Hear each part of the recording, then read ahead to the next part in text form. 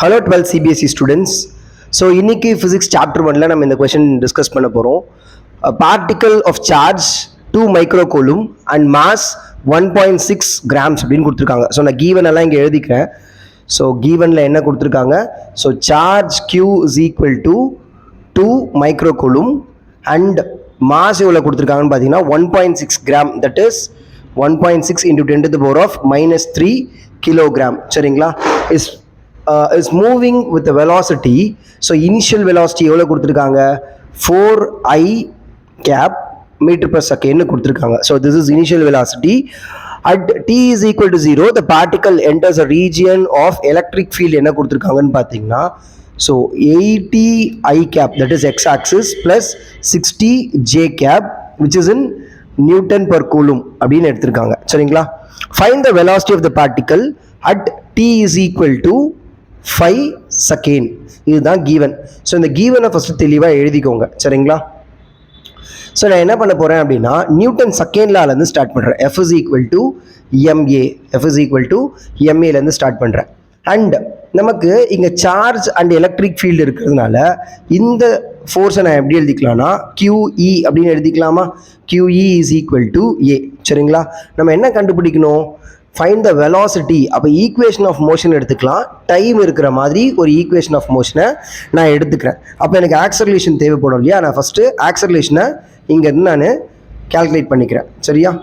QE divided by M. Qவோட value என்ன சொல்கிறாங்க? 2 into 10 to the power of minus 6 மைக்ரோகூலும். அண்ட் எலக்ட்ரிக் ஃபீல்டு எவ்வளோ சொல்கிறாங்க? 80 I cap plus 60 J cap divided by mass எவ்வளோ? 1.6 into 10 to the power of minus 3. சரியா? So on multiplying this, A is equal to இந்த 2 இந்த 10 to the power of minus 6 நான் அப்படியே வெளியே வச்சுக்கிறேன். 2 மட்டும் உள்ள மல்டிப்ளை பண்ணிக்கிறேன். ஸோ பண்ணால் என்ன வந்துடும் எனக்கு?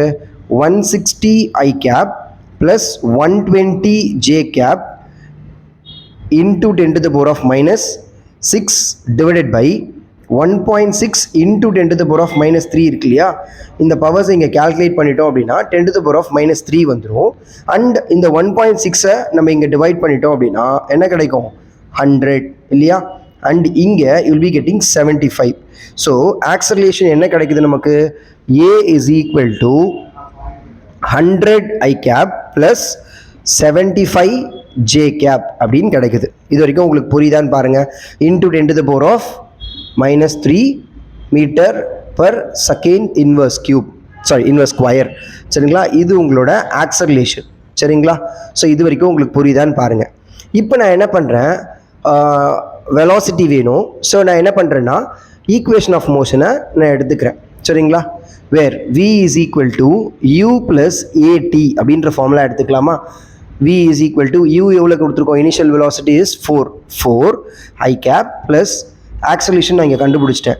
100 I cap plus 75 J cap into 10 to the power of minus 3 into time எவ்வளோ வேணும்னு சொல்கிறாங்க?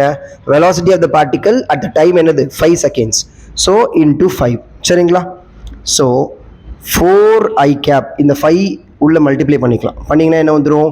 So 5 into 10 to the power of minus 3 அப்படியே நான் பண்ணுறேன் அப்படின்னா 500 into 10 to the power of minus 3 I cap plus, so this will be giving you what? 375 into 10 to the power of minus 3 J cap. சரிங்களா? So இப்போ என்ன ஆகும்? இந்த ஐ கேப்பும் இந்த ஐ கேப்பும் நம்ம ஆட் பண்ணிக்கலாம்.